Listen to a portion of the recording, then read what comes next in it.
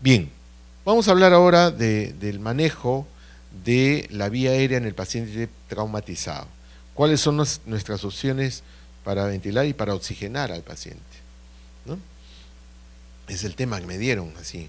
Decisiones críticas en vía aérea traumatizada y cuáles. Pero aquí quiero mencionar, bueno, este es el hospital donde trabajamos, el Hospital de Emergencia de José Casimiro Ulloa, quizás algunos de ustedes lo conocen. Veo acá algunas caras conocidas que trabajan con nosotros ahí. Y este es un lugar donde hemos adquirido un poquito de experiencia en el paciente de trauma y en el manejo de la vía aérea, precisamente en ese escenario complejo que es el paciente traumatizado. Y para empezar quiero dar una cuestión, un concepto fundamental. No solo en el manejo de la vía aérea en trauma, sino en general en el paciente de trauma. El manejo tiene que ser multidisciplinario y aprovechar las habilidades, las destrezas de cada uno de los miembros del equipo de manejo, ¿no? Porque evidentemente, si nosotros vamos a hablar de manejo de la vía aérea en trauma y de un equipo multidisciplinario, pues en el manejo de la vía aérea tenemos que darle el manejo de la vía aérea a aquel que tiene más destreza en este procedimiento, ¿no? Si dentro del equipo está el intensivista, pues que sea el intensivista. Si es el emergenciólogo, pues el emergenciólogo. O si está el anestesiólogo, evidentemente, porque ¿quién intuba más que el anestesiólogo? ¿No? Quizás el emergenciólogo tendrá pues 1, 2, quizás 3 casos en el día. Nosotros intubamos pues 6, 8, a veces hasta 10 pacientes por día. Entonces hay que buscar quién tiene más destreza. ¿Y por qué? Porque es el procedimiento clave en la emergencia, el manejo de la vía aérea difícil, y las complicaciones en su manejo, las fallas en el manejo de la vía aérea van a determinar un gran número de muertes que pueden evitarse o se pudieran haber evitado con un manejo adecuado. Otro concepto clave es que los pacientes no se van a morir si no lo intubo. La intubación endotraqueal, si bien es cierto que es el estándar de oro en el manejo, en la emergencia, en el manejo de la vía aérea, pero la intubación endotraqueal no es el fin, es un medio para lograr ¿qué? Oxigenar al paciente. ¿Y por qué digo esto? Porque muchas veces en el abordaje y en el manejo de la vía aérea en emergencia y sobre todo en trauma, los profesionales se enfrascan y se concentran exclusivamente en hacer la intubación. Y lo he visto muchas veces, y lo hemos, quizás ustedes también, hacen 2, 3, 4, 6, 8, 10 intentos de intubación frustros, y sin pensar en que lo que necesita el paciente es oxígeno, y la oxigenación la podemos lograr con otros recursos, con otros medios, tan simples como la máscara facial, o una máscara laringea, o un tubo laringio, o un combitubo, o por último, hacer una cricotilotomía, como mencionamos hace un momento. Pero hay que darle oxígeno, y si yo estoy haciendo 3, 4, 5 intentos y no logro oxigenarlo, ese paciente se va a morir. Entonces, el punto clave acá, y casi la conclusión de todo, es que el paciente muere por fracaso en la oxigenación, no por fracaso en la intubación. Yo puedo no intubarlo, pero si lo oxigeno, ese paciente no se va a morir.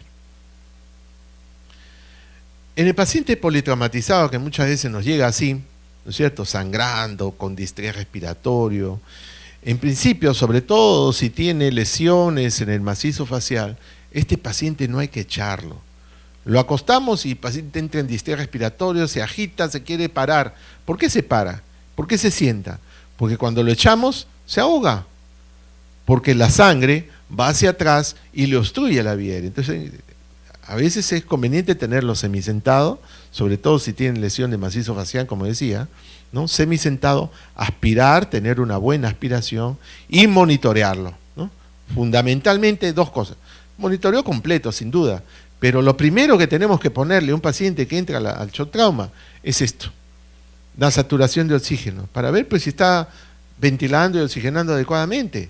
Si la saturación está por debajo de 93, 90%, entonces ese paciente tenemos que manejar la vía aérea en forma urgente. aspirar, ventilar, darle oxígeno, preparar todo el material para intubarlo.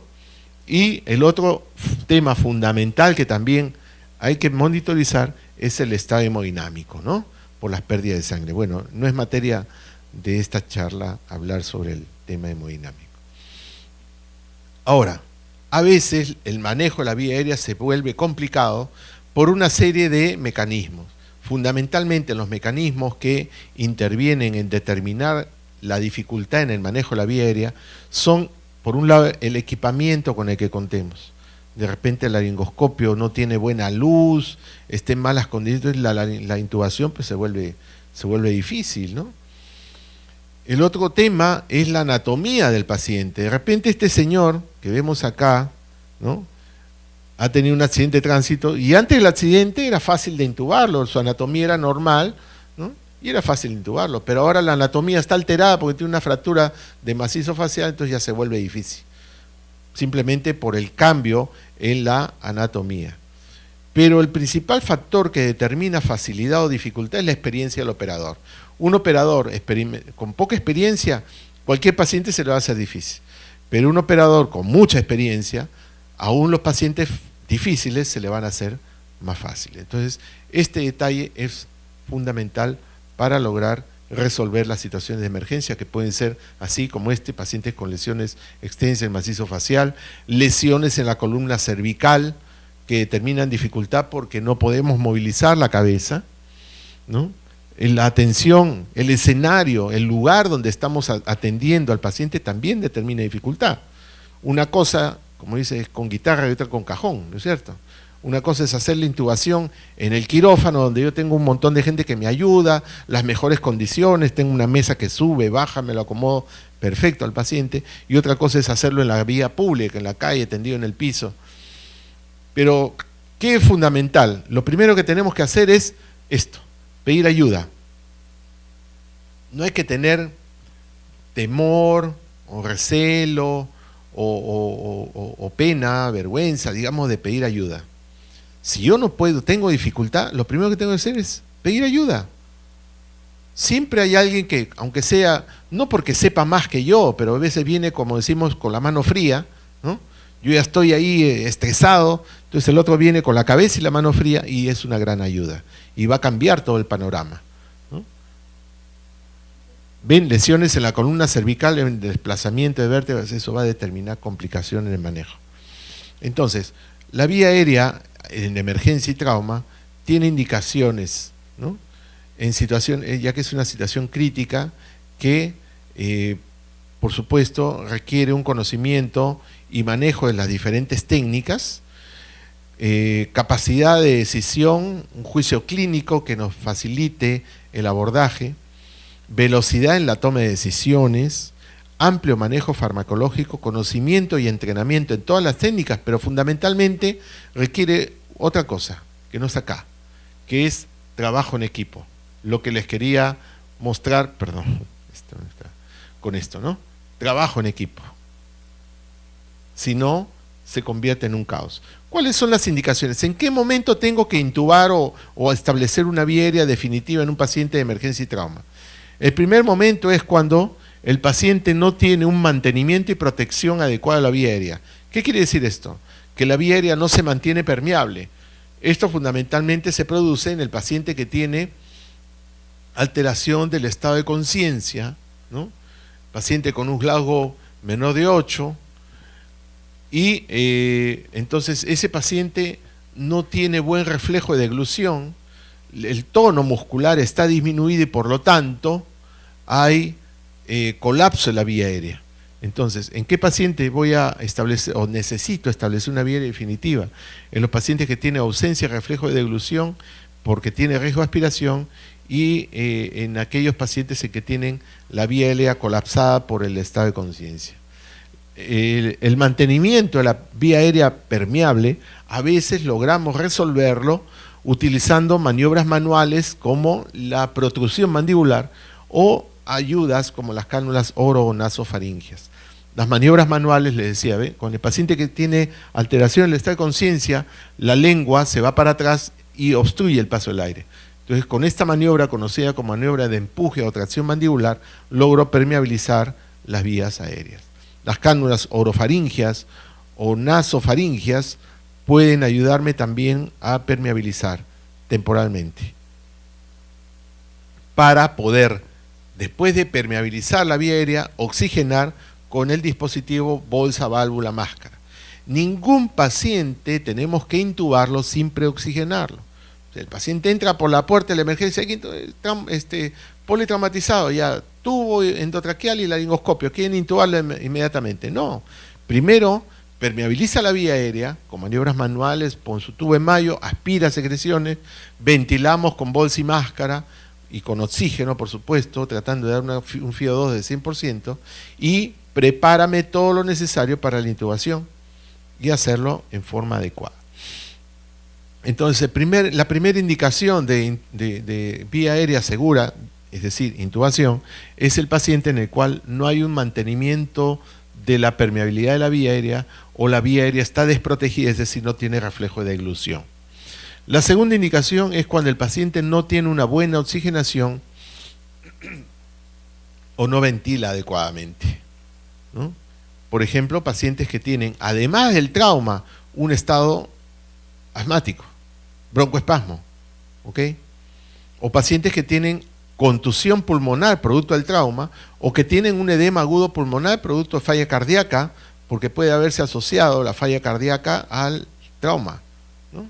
Como algún paciente que nos llegó a trauma shock alguna vez, y se había estrellado, tenía un politraumatización, un accidente de tránsito, se había chocado porque venía manejando la vía expresa y manejando le dio un infarto.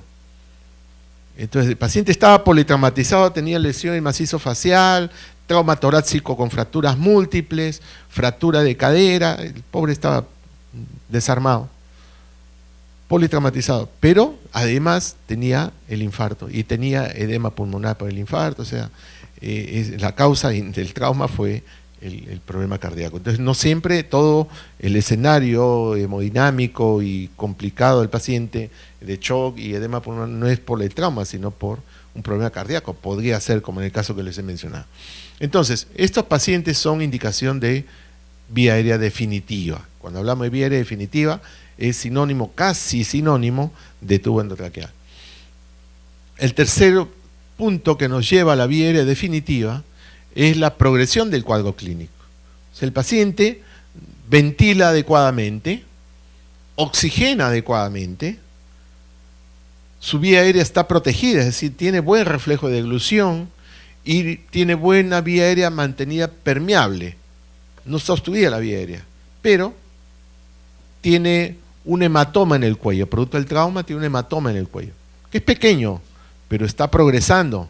Ese hematoma va a crecer de aquí a poco y va a obstruir la vía aérea. Entonces, en ese caso yo no voy a esperar que crezca el hematoma y llegue a obstruir y después quiero intubarlo. Cuando lo quiero intubar no voy a ver nada. Va a ser muy difícil la intubación. Entonces, en ese tipo de casos que yo veo que está progresando la obstrucción, es mejor intubarlo antes que se obstruya. Otro caso, ventila, oxigena, todo adecuadamente, pero ha estado dentro de un incendio, ha inhalado aire, humo caliente, la vía aérea está quemada, y si bien es cierto que ahorita está ventilando, oxigena, todo bien, pero esa vía aérea va a progresar hacia la obstrucción. Esos pacientes hay que intubarlos precozmente. Entonces, eso es indicación de vía aérea definitiva o intubación. Ya lo dije esto, ¿no? Progresión del cuadro clínico. Entonces, ¿qué hacemos? Si ya tenemos alguna de estas situaciones que me dice que el paciente tiene que ser intubado, lo primero que tengo que hacer es, sin duda, como ya lo dije, con el resucitador, con el AMBU, oxigenarlo y ventilarlo, tratando de darle oxígeno al 100% y tratando de mantener la saturación de oxígeno por encima de 90. Aquí hay dos escenarios, el paciente que respira en forma espontánea y el paciente que no respira en forma espontánea, que está en apnea, o que tiene compromiso hemodinámico serio, ¿no? Está chocadazo. Entonces, en esos dos escenarios, el paciente que no ventila espontáneamente, está en apnea, o que tiene un compromiso hemodinámico serio, es urgente establecer la vía aérea definitiva. ¿Y qué hago ahí? Primero, oxigenar con bolsa y máscara, tratando de mantener la saturación de oxígeno por encima del 90%. Y primero hacer, como hay compromiso hemodinámico o no tiene ventilación, un intento de intubación sin fármacos, así como decimos a pelo, ¿no? Si ese intento de intubación es fácil y es exitoso, pues terminó mi problema, ya está intubado. Pero si al hacer ese intento de intubación veo que no logro la intubación, vuelvo a ventilar con bolsa y máscara, y aquí tengo que evaluar la relajación mandibular. Si el paciente no tiene buena relajación, trato de abrir la boca y no es fácil, entonces hay que relajarlo. No hay que seguir peleando. Cuando nosotros hacemos un intento de intubación, fracasa, ¿podemos hacer un segundo intento? Sí, claro, pero no voy a hacer la misma cosa. Tengo que cambiar el escenario, tengo que hacer algo diferente. ¿Y qué puedo hacer? Relajarlo, sedarlo, pero siempre teniendo en cuenta el estado hemodinámico para seleccionar en forma adecuada los medicamentos que voy a usar y la dosis que voy a usar para relajarlo y sedarlo. Entonces, si no logro oxigenar y ventilar y mantener una saturación de oxígeno por encima del 90%, declaro fracaso de la vía aérea fallida, y luego vamos a ver qué hacemos en este escenario, ¿ya? Acuérdense. Pero si tengo buena saturación, evalúo la relajación mandibular. Si la relajación mandibular es buena, hago un nuevo intento de intubación. Si el intento de intubación es exitoso, en buena hora, ahí termina mi problema. Pero si fracasa este segundo intento, porque acá hicimos uno, este es el segundo, entonces declaro fracaso de vía aérea y vamos a ver luego qué hacemos con eso. Y si la relajación mandibular no es buena, ¿qué hago? Lo relajo, le pongo un relajante. ¿Cuál? Puede ser distensil, o sea, succinicolina, puede ser rocuronio o becuronio, dependiendo de las condiciones del paciente. Luego podemos discutir qué fármaco podemos usar y las dosis, pero tenemos esas tres opciones. Muy bien.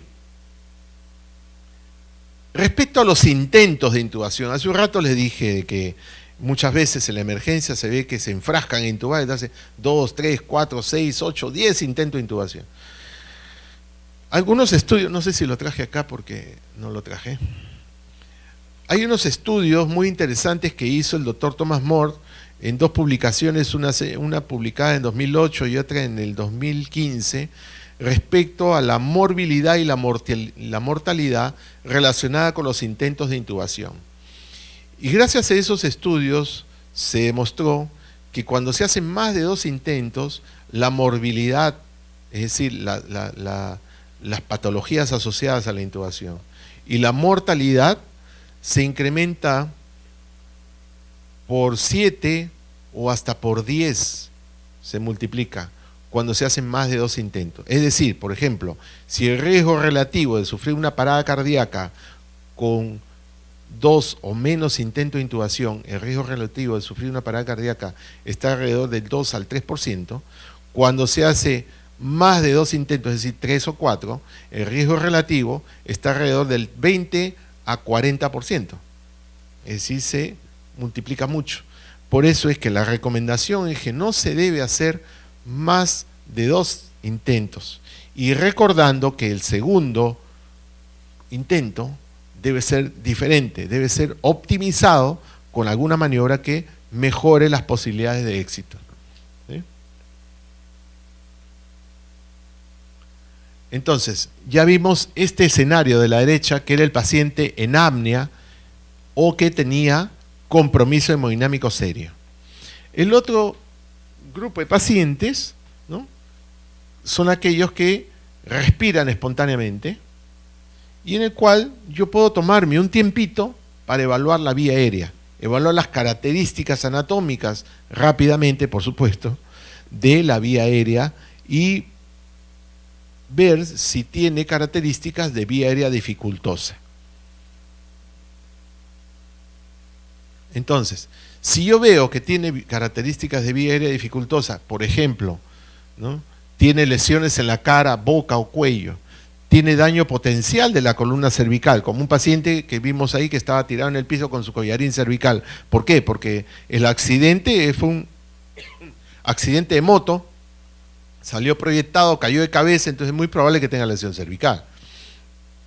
Otro caso, pacientes con lesiones torácicas que limiten la reserva respiratoria, signos de inestabilidad hemodinámica que pueden ser empeorados por los fármacos que se usen para la intubación de secuencia rápida, traumatismo encefalocraniano que puede alterar la decisión de algunas drogas.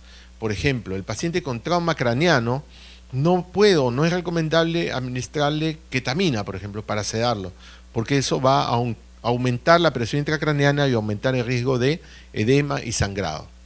Tampoco podría utilizar como relajante la succinicolina, porque también incrementa la presión intracraneana.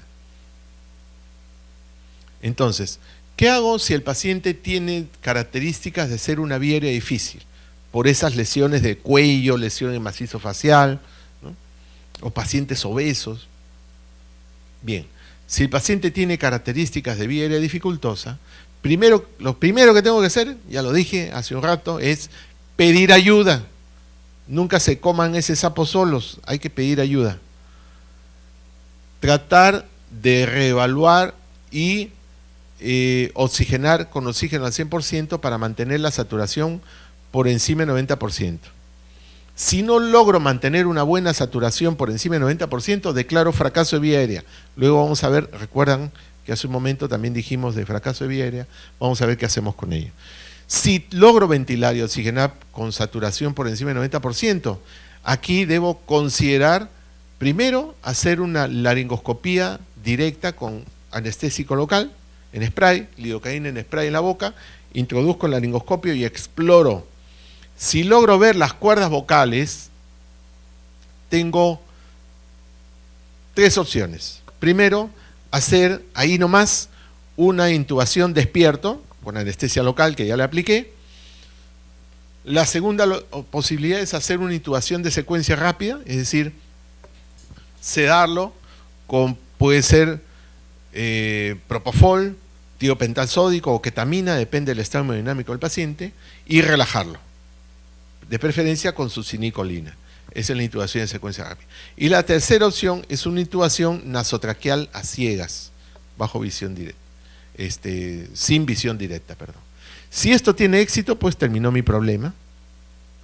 Y si fracasa estas técnicas, vuelvo a ventilar y oxigenar para mantener una saturación adecuada por encima del 90%.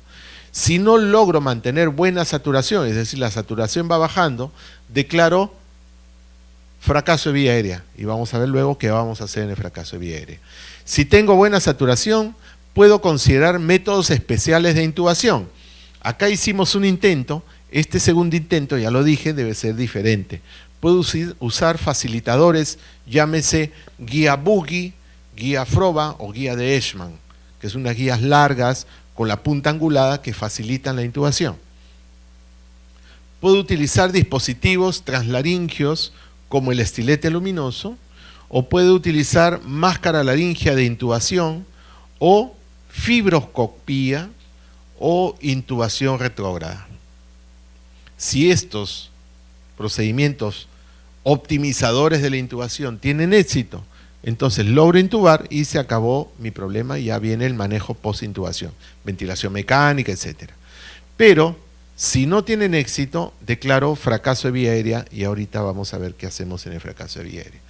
Estos dispositivos, métodos especiales de intubación son, esta es la guía Froba, que les decía, es una guía larga con la punta angulada que me permite facilitar la intubación en algunos casos de intubación difícil.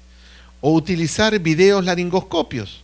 La laringoscopía directa es lo que todos ustedes conocen, el laringoscopio clásico, y yo miro desde afuera de la boca, ¿no?, bajo visión directa para hacer la intubación. Pero estos dispositivos son videolaringoscopio, quiere decir que tiene aquí cerca a la punta, a este nivel, una cámara de video que transmite a través de un sistema electrónico una imagen digital a una pantalla. Entonces, ¿qué ventaja tiene esto? Este, por ejemplo, es el CIMAC y este es el Gyroscope. ¿Qué ventaja tiene esto? que como la cámara está cerca a la punta, es como si mi ojo estuviera dentro del paciente, dentro de la boca. Cuando yo hago una laringoscopía normal, estoy mirando desde fuera de la boca y la imagen es pequeñita, una visión en tubo. En cambio, cuando uso el videolaringoscopio, es como si estuviera mirando por dentro de la boca. Hay diversos modelos y marcas de videolaringoscopio, después podríamos conversar y discutir cuál es mejor que otro. Estos son videolaringoscopios bastante costosos. Este puede costar alrededor de $15.000 y esto como $30.000, pero son espectaculares, una calidad de imagen muy buena. Storz y Glasgow. Estos son otros un poco más simples, pero también bastante buenos. Este es el McGrath, este es el Pentax AWS, el King Vision, ¿no? Y otros que, en fin, ahora han salido muchos, incluso hay unos chinos, el Intuvax, el MaxView, que son mucho más baratos, son más accesibles, ¿no? Pero claro, la calidad de la imagen no es muy buena y tampoco no son tan duraderos. Bueno, entonces ya vimos en el paciente de vía aérea difícil cómo era el manejo, pero ahora si hemos hecho la evaluación de la vía aérea y vemos que no es difícil, tiene buena apertura bucal, no hay lesión cervical, o sea, es un paciente estándar, digamos. Entonces hacemos una intubación de secuencia rápida.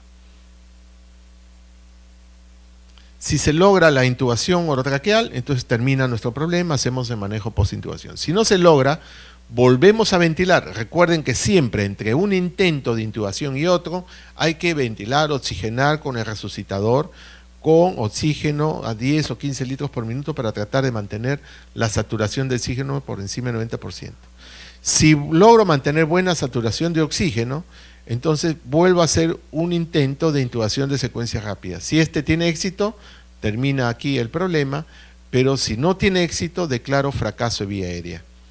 ¿Okay?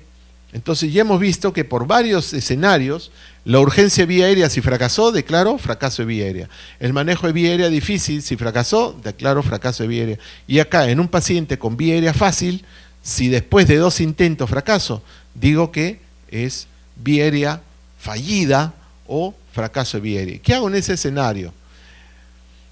Ahora lo vamos a ver.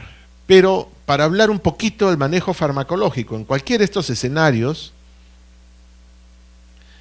hay que recordar una cosa: el paciente politraumatizado puede tener varios factores. Ya dijimos que tiene puede tener lesión en la columna cervical, lesión costal múltiple, traumatismo abdominal cerrado, en fin, puede tener una serie de lesiones y comorbilidades también, ¿no? Puede además ser un paciente diabético, nefrópata o un paciente cardiópata que ha tenido un infarto como el que les comenté. Pero el factor más importante que me va a determinar qué fármacos para sedación y relajación usar y qué dosis, el factor más importante va a ser el estado hemodinámico del paciente. Y ahí, por ejemplo, puedo escoger 2 tipos de relajante muscular: los bloqueantes neuromusculares despolarizantes, es decir, la succinicolina o distensil, y los relajantes musculares no despolarizantes, tipo rocuronio, becuronio o atracurium o cisatracurium. ¿Cuál es la diferencia? La succinicolina es un relajante muy rápida, de acción muy rápida. Entonces yo puedo tener buenas condiciones de intubación rápidamente. En cambio, los bloqueantes neuromusculares no despolarizantes son más seguros, pero demoran en actuar. Entonces tengo condiciones de intubación más tardías. La succinicolina es casi el relajante más rápido, de hecho es el relajante más rápido, pero tiene un inconveniente, que si el paciente tiene trauma craneano, tiene hipertensión endocraniana por un hematoma subdural, una hemorragia intracerebral, entonces no puedo usar succinicolina porque produce incremento de la presión intracraneana. Tengo que usar alguno de los no despolarizantes, de preferencia rocuronio, porque dentro de los no despolarizantes el que actúa más rápido o menos lento, digamos, es el rocuronio, ¿no? En 90 segundos puedo tener ya condiciones de intubación, ¿no? Adecuadas, a dosis plena, ¿no? Ahora, este fármaco, Sugamadex, es un reversor del bloqueante neuromuscular no despolarizante de tipo aminoesteroideo. ¿Y por qué lo menciono aquí? Porque ¿qué pasa si yo le pongo el rocuronio y no logro intubarlo? El efecto de ese rocuronio va a ser 30 minutos y si tengo un paciente relajado que no oxigena, no ventila durante ese periodo y yo no logro intubarlo, pues sí se va a morir, ¿no? Porque no lo puedo oxigenar y no lo puedo intubar. Entonces, siempre es bueno tener la posibilidad de usar el revertor.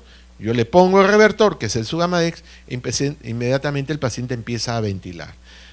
Entonces, dentro de nuestro coche de emergencia, debemos contar con este medicamento Sugamadex, ¿okay? Que es el revertor de los relajantes no despolarizantes, de tipo aminoesteroideo. El inconveniente, no inconveniente, digamos, sino que es la mala cara que nos ponen, digamos, los administradores, es que ese medicamento es costoso, ¿no? Una ampollita, un frasquito de 2 mililitros, que es la dosis más o menos para un adulto, cuesta alrededor de 480 soles más o menos, ¿no? Pero exactamente, no tiene precio la vida, así que el problema es que cuando uno lo dice a la dirección del hospital, no miran, ay, así, ¿cuánto cuesta? Ah, no, muy caro. Y si fuera la vida de tu hijo, ay, sí, no. Entonces, es importante que en la emergencia, en el coche de vía aérea, en el coche de paro, contemos con la posibilidad de tener este revertor para, es la molécula, bueno, es un esquema, ¿no?, de la molécula que produce la reversión inmediata del relajante aminoesteroideo porque lo encapsula, ¿no? ¿Ven? Acá está, el relajante es el blanco y esto verde que lo rodea como una malla es el Sugamadex, que es el revertor. Lo encapsula e inmediatamente lo saca de los receptores y el paciente respira inmediatamente. Bueno, entonces, fracaso de vía aérea. ¿Qué hacemos en esa situación? ¿Qué quiere decir fracaso de vía aérea o vía aérea fallida? Es el paciente o la situación en la cual hemos tratado de intubar con diferentes técnicas y ahora no logramos intubar y lo que es peor, no logramos oxigenarlo en forma adecuada y la saturación de oxígeno va cayendo, ¿no? 90, 88, 80, 79, 70, 60, 50, 40, el paciente se va poniendo morado y nosotros nos vamos poniendo pálidos porque el paciente se está yendo al otro lado, ¿no es cierto? Así, con esta cara de angustia. ¿Ahora qué hago? No lo puedo intubar y no lo puedo oxigenar. Pues bueno, ahí esta situación no intubable y no ventilable, o mejor dicho, no intubable y no oxigenable, es la situación más crítica en la cual tenemos que tomar decisiones rápido, porque aquí la muerte o la lesión cerebral es inminente y nuestro principal enemigo es el tiempo. En pocos minutos, 2 o 3 minutos, ya ese paciente puede quedar con secuela. Primero, la clave es pedir ayuda. Ya lo dije hace un momento, y trabajo en equipo para la toma de decisiones. Y aquí tenemos que tratar de rescatar la ventilación y la oxigenación con los dispositivos extraglóticos. Los dispositivos extraglóticos fundamentalmente son de 2 tipos. Las máscaras laringias en todos sus modelos, que hay más de 90 modelos, y los tubos laringios o combitubo. Ahí hemos visto máscaras laringias, la clásica, la más común, la primera que inventó el doctor Archie Brain en la década de los 80, que hay reusable y descartable, y luego las máscaras laringeas de segunda generación, que ya son más recientes. ¿Por qué se les llama de segunda generación? Porque a diferencia de estas que solo tienen un tubo para ventilar y oxigenar, este de aquí tiene 2 tubitos. Uno que es el principal para ventilar y oxigenar al paciente y este paralelo que se comunica con este orificio a través de la punta. ¿Y qué pasa con la punta? Miren, la punta está metida en el esófago y la máscara laringea rodea la laringe. Entonces, si yo tengo este canal hacia la punta, por ahí puedo pasar una sonda y como la punta está metida en el esófago, puede evacuar el contenido gástrico, descomprimir la cámara gástrica y evitar o reducir las posibilidades de vómito y broncoaspiración. Esta se llama Procil, es de segunda generación, tiene canal de drenaje, igual que esta, que es la Supreme, que también tiene por aquí el canal de drenaje, y esta que también es la iGel o iGel, que también tiene un canal de drenaje aquí paralelo y sale por la punta. Estas tres son con canal de drenaje gástrico. Y por otro lado están las máscaras laringeas intubadoras, que además de permitir ventilar y oxigenar al paciente, me permite intubarlo a ciegas, sin necesidad de laringoscopio. Entonces le pongo la máscara laringea, lo oxigeno al paciente y luego puedo con paciencia pasar a través de ella un tubo endotraqueal. Tenemos la Fast Track, ¿no?, que es una variante de la máscara laringea clásica, que tiene una curvatura,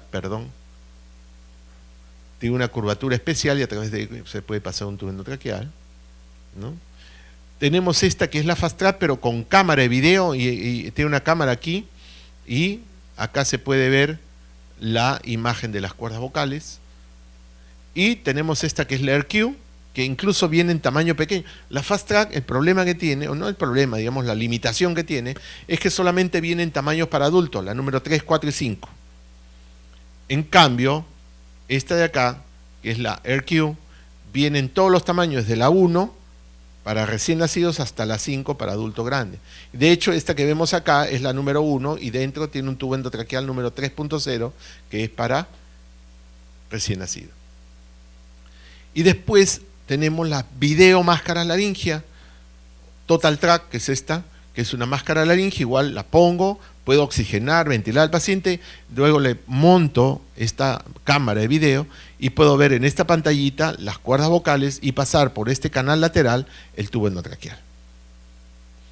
Entonces, esas son las máscaras laringeas que me permiten rescatar la oxigenación. Y por otro lado tenemos el combitubo y el tubo laringeo, que son también muy sencillos de colocar, igual que la máscara laringea. Parece un tubo endotraqueal, pero eso no va a la tráquea. Abrimos la boca del paciente, lo meto, el tubo se va al esófago. Tiene dos balones, uno distal cerca a la punta y otro proximal mucho más grande, acá lo vemos. Entonces, una vez colocado, inflo con una jeringa los dos balones, el distal tapona el esófago y el proximal tapona la boca y la nariz del paciente. Cuando yo ventilo por acá, el aire sale por estos orificios. Como el aire no puede ir al esófago porque está taponado, tampoco puede escapar por la boca o por la nariz, porque también está taponado por ese balón grande. ¿A dónde se va el aire? No le queda otro camino que ir indirectamente a la vía aérea. Adicionalmente tiene un canal lateral, por aquí, que comunica con un orificio en la punta, y como la punta está metida en el esófago, por ahí también puedo meter una sonda y evacuar el contenido gástrico. Entonces, si hemos llegado a la situación de no intubación y no oxigenación, ¿verdad? La vía aérea fallida. ¿Qué puedo hacer? Usar dispositivos de rescate, llámese máscara laringea, cualquiera de esos modelos que les he mostrado, o el tubo laringeo, que le acabo de mostrar en esta diapositiva anterior. Pero ¿qué pasa si estos dispositivos de rescate, estos extraglóticos, también fracasan? ¿Qué debo hacer? Llorar. No. Rezar. Sí, bueno, siempre es bueno. La cricotirotomía que les mencioné hace un momento en la charla anterior. La cricotirotomía es el acceso a nivel de la membrana cricotiroidea, ya lo dije. Se puede hacer con estas agujas delgadas, que son las agujas de Rabousin, así se llaman, que viene el número 13 para adulto, 14 para adolescente o niño ya mayor de 8 años, y la 16 para niños o lactantes. Hay que recordar que si hay una obstrucción total de la vía aérea, se da un flujo de oxígeno de 5 a 7 litros por minuto, tratando de mantener una relación inspiración-expiración de 1 a 4 y manteniendo la saturación de oxígeno por encima del 85%. Si la obstrucción de la vía aérea es parcial, puede dar una mayor presión de ventilación entre 20 a 50 psi, un mayor tiempo, ya no de 1 a 4, sino puede ser de 1 a 2 o 1 a 3, y un volumen tidal mayor. Pero recordar que cualquiera de estas situaciones puede tener una complicación que son neumotórax o complicaciones hemodinámicas si tenemos presiones muy altas.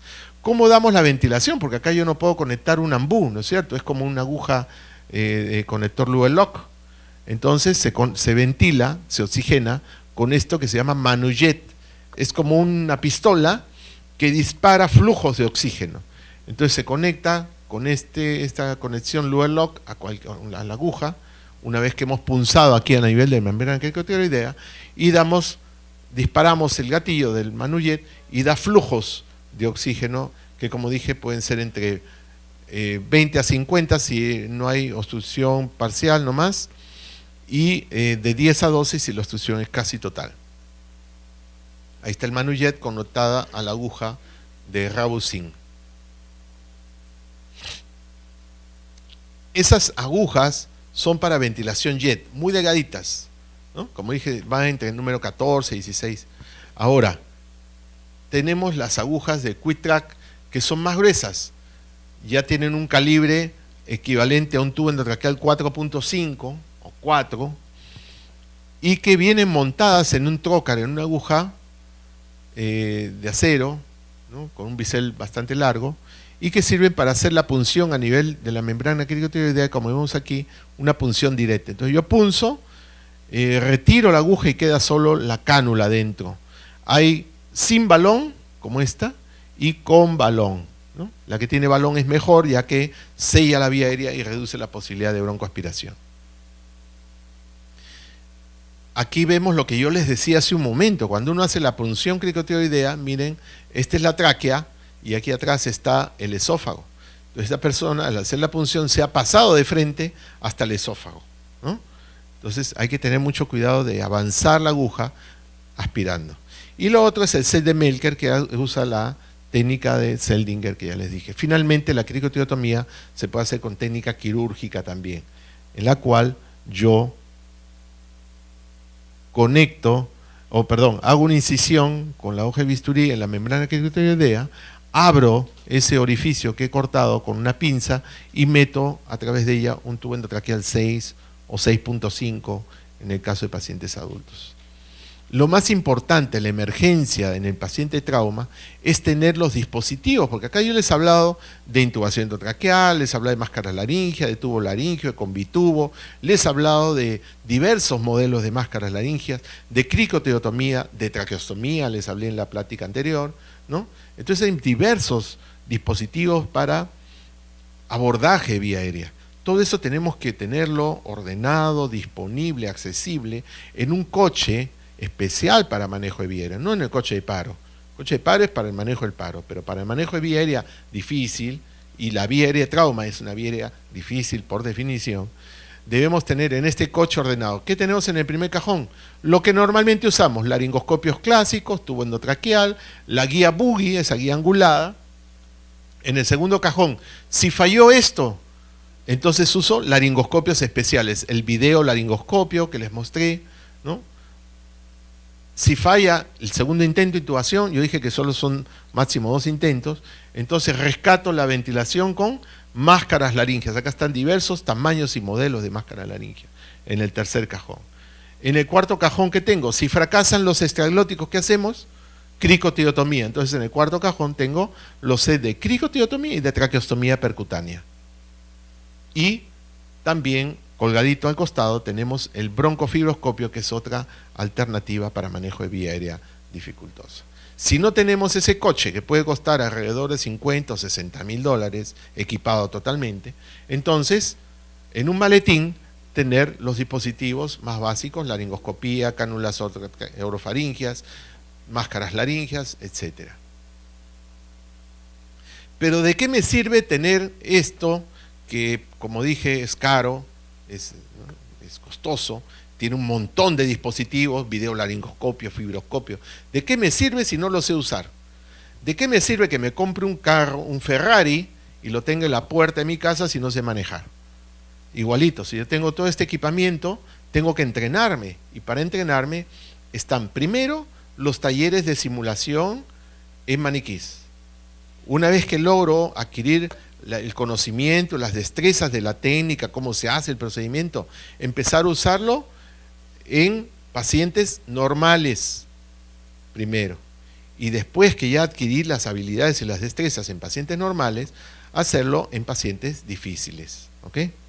Entonces, primer paso, ya lo dije, son talleres en maquetas, en simuladores o especímenes animales. Acá estamos haciendo la cricoteotomía, es un taller que solemos hacer con tráqueas, laringes y tráqueas de cerdo, ¿no? Que se parece bastante a la anatomía humana, y ahí podemos adquirir la destreza, poder hacer las técnicas quirúrgicas, la traqueotomía percutánea y la cricoteotomía.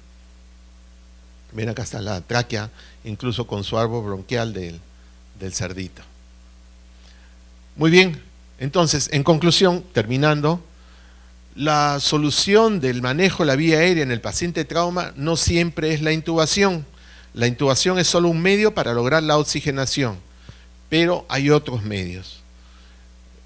Hay que recorrer ese algoritmo que les he explicado hace, ¿no?, detenidamente, paso a paso, recorrerlo rápidamente en forma mental para poder determinar qué técnica, qué procedimiento, qué es lo que voy a hacer en cada paciente en particular. Recordando que en el paciente trauma un factor fundamental es el estado hemodinámico. Y establecer un plan de acción. ¿Cuál es mi plan A? Por ejemplo, intubar al paciente, perfecto. Pero ¿y si fallas? ¿Cuál es tu plan B? Bueno, hacer otro intento de intubación, pero con guía boogie y levantar más la cabeza. Por ejemplo, cambiar la posición del paciente. Ya, perfecto, muy bien, está bien tu plan B. ¿Cuál está el plan C? Bueno, si ya fallé 2 veces en la intubación, máscara laringia. Perfecto, tu máscara. ¿Qué máscara laringia? De preferencia de segunda generación, esas que tienen canal de drenaje, que les dije, Procil, Suprin o Ayel.